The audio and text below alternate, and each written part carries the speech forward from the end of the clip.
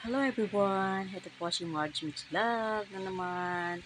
Maghahatid ako sa airport. Ihatid ko ang aking pinsan na dati ay sinamahan ko siya sa Polo Owa. Ayan, nandito po kami ngayon sa daan. Ihatid po siya. Pero bago po ang lahat, mag-intro muna tayo. Food vlogs, travel vlogs, fashion, Marge Mix Vlog.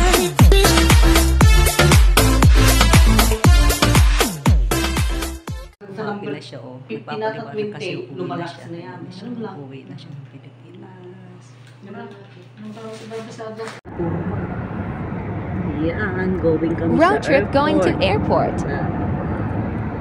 Maghahatid kami sa airport.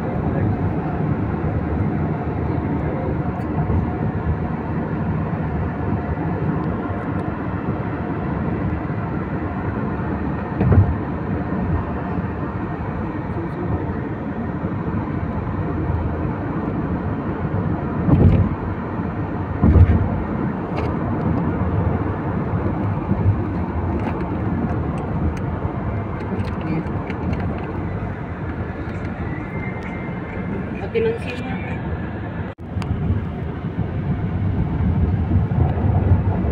Ayan, ang mga daan dito sa Saudi. Ito ang mga building. Masbor building, buhangin. At dinating ko dating kapabungan na. Tabang lupay ata. Pilikin-tik mo. Sa ini kan au madan ko dito.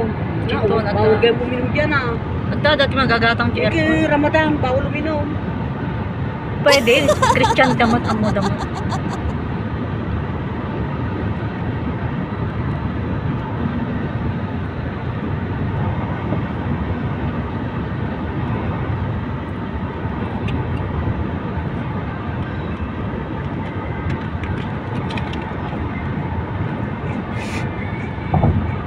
Hello Sir Khalid, Assalamualaikum.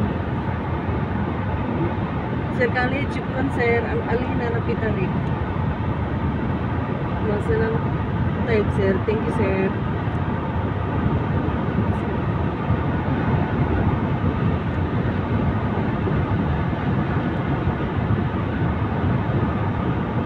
Di gwapo. Tayo, nagdati kailangan mag-ibaga ka na. अभी तो सर बंदर में रोड़ी Ha? Bandar may hati wala siya. हाँ Bandar may hati wala siya. كثير كان Plasil.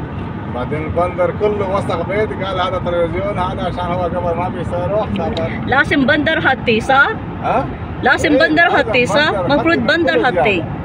Min gasil malabis. Lala lori kitir chokolan bandar. Min tati betua min syada dawam. Abga dawa, abga siya, luri. Di wala. Aliin. أنت يجلس هنا Ha? أنت يجلس هنا الحين Ana? Ah, ها la. خلاص أنت ما يجلس هنا La, maidlis. هو يقدر يشغل كبر لوري نانسي ميري نانسي ليلى Pinansi o Layla? Okay lang ati suklo batay. Ah, Yung nakikita na ang mga aeroplano. Ayan. Dito na naman tayo sa King Khalid International Airport. Ayan. Lagi na lang tayo pumupunta dito. Pero hindi naman tayo umuwi. tutug mo ni engineer ko. Supin Sana all. Siya pa. Ayan. Malapit na. Bilis lang naman yun. Hindi siya traffic. Hindi siya traffic. Kasi hindi siya traffic. Paano may Ramadan? Oo nga, Ramadan. Ang mga tao ngayon is tulog. Dahil fasting. Sa Sahir, اليوم ما في زحمة صح؟ عشان نفر كيلو نوم لا نصوم Ewan. Yan ang ating airport. Pero ito kami sa Terminal 1. Ito ang Riyadh. Riyadh King Khalid International Airport. Una mawala ka na pantal muna sa rakang bag. Nagatang ko ate Jikwa.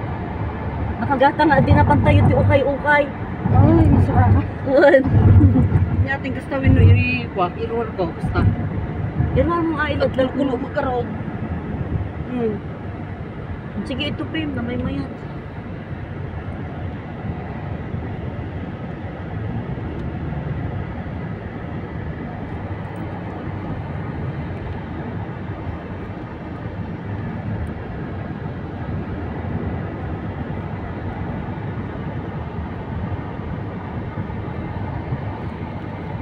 Taman. Dito na kami sa papasok. Kaya tagi pagbiligan ako. Ayan, papasok na kami. Ayan Saudi ang Arabia. ating Saudi Airlines. Ayan, ang Saudi Airlines. Ito na ang paliparan ng King Khalid International Airport.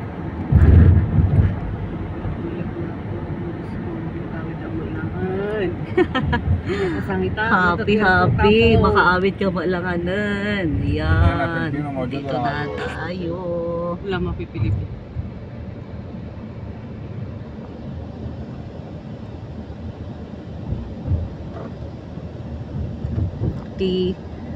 Ada 3 in route Terminal 1. Mapipilipin. Sini bi? Wala mapipilipin. Ada kerja. Wali nasa. Eh, Nung inihatid natin sa wing. Local. Galakadalas ti ko ating Arabiya.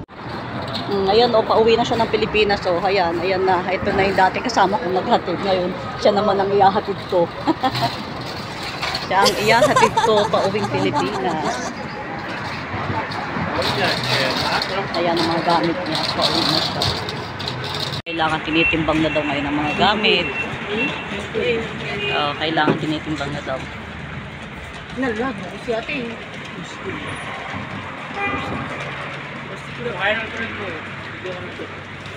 Yan, 12 yung ano niya. Sige, makita tantot pa. Ha?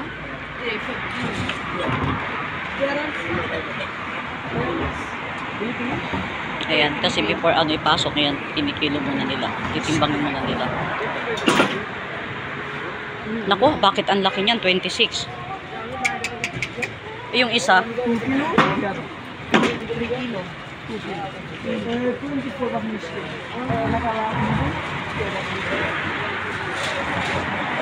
at angay man, no? Wada.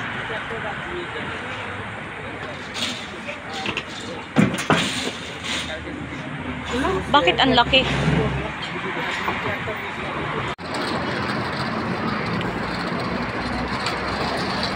Ayan guys, nakita niyo po, sumobra po yung timbang ng bagahe ng aking pinsan. So, mabuti na lang po, may isang Pilipino na mabait at inako niya po na sabi po niya, doon lang ako sa likod mo in case na sumobra man yung timbang mo sa loob, sabing gano'n.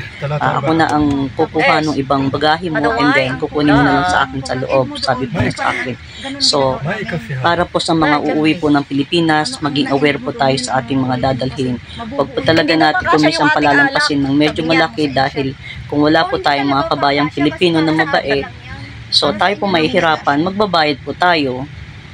So, kung hindi naman po, ipapakalkal po nila yung ating mga bagahe at ipapaiwan po nila. So, maganda po kung talagang yung mga kinuha po natin na bagahe natin pauwi ng Pilipinas is eksakto po sa timbang nila na 23. So, kung mag-exist man po ng mga 2 kilos, okay lang naman po siguro. So, yun po ang mga dadalhin po natin palagi na pauwi ng Pilipinas, maging aware po tayo sa ating mga dadalhin na kung gaano kabigat yung ating mga maleta.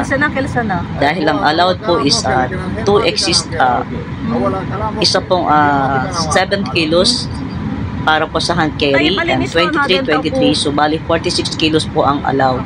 Ito po ay sa Philippine Airlines. Ayan guys, nandito na po kami sa daan, pauwi na kami, pauwi na pala ako. So ayan, nakukwento po sa akin ang maneho. Ganito. So, kaya nakikinig na lang po ako para hindi ako boring. Ayan. Kasi po pala kwento ang maneho na ito hanggang sa kami ngayon makarating na dito sa aming bahay. Ayan. Galing na naman kami ng airport. Mga ilang buwan na naman po, sunduin ko na naman siya. After 3 months, susunduin ko po ulit siya sa airport. مفروض بندر يعطي هدية جلوري في معلوم؟ المفروض يعطيك هديه كبير ما بيسوي. ايه لازم يهدي بس هي ما يهدي ولا ريال صح؟ المفروض يعطيك 1000 ريال. هي ما يعطي ولا ريال؟ شاكل بس كل يوم لوري بلاش يابا انا فيك ليش انا اودي بلاد معلوم؟ ها؟ صورة انا اودي بلاد عشان إيه؟ كل بيت هذا غسل بيت هذا نظف بيت هذا ابويا روح هذا حمام غسل. مين بندر؟ اخو انا بندر ترى. انا كده بس انا كده عشان اودي صورة خلي ولي. اوه بس الفيديو هذا كله مرة شوفي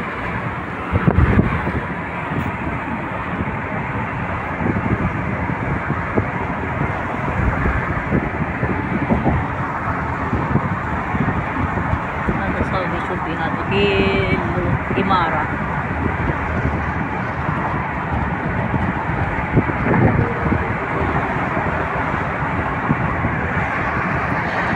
Ayan guys, andito pa rin kami sa daan. Napakainit po. Napakainit na ngayon dito sa Saudi. Sobra.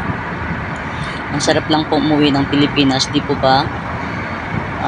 Kaso po, pag kailangan po pag-uuwi tayo, may mga konti tayong dala para ma-treat naman natin ang ating mga pamilya, ang ating yun pong mga pwedeng lugar na pwede nating mapuntahan o mapasyalan para naman po ma-enjoy natin ang pag-uwi sa Pilipinas. Ang sarap po talaga umuwi pag may mga pasalubong po tayo. Siyempre nakakatuwa po na mabigyan natin ang ating pamilya at tayo ay nauwi ng Pilipinas.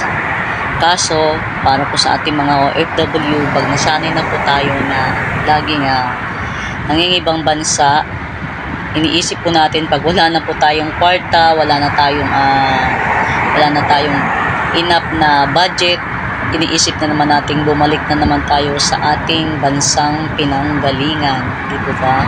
So, yan po ang ating buhay OFW. Yan ang mga buhay abroad.